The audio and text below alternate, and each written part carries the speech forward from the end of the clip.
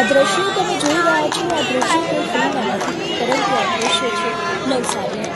પોલીસે દારૂ ભરેલી એક કાર છે તેનો પીછો કર્યો હતો અને એ જ સમયે આ ફિલ્મના દ્રશ્યો સર્જાયા હતા.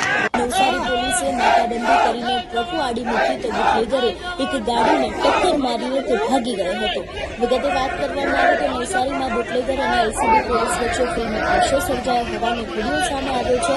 પોલીસે દારૂ પીરેલી એક ગાડીનો પીછો કરતી બુટલેગરે ઘરે ભાગવાનો પ્રયાસ કર્યો હતો. જોકે પોલીસે ટ્રકો સહિતના વાહનોની આડસમીટીને રોકવાનો પ્રયત્ન કર્યો હોવા છતાં બુટલેગર એક બીજી ગાડીને ટક્કર મારીને ભાગવાનો પ્રયાસ થયો હતો.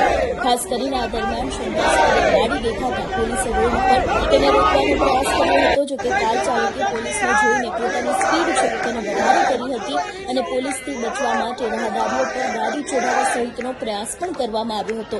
એટલું જ નહીં, પોલીસે ઘણો બધો પ્રયત્ન કર્યો હતો તેને રોકવા માટે, તેમ છતાં પણ તે ફરાર થઈ ગયો.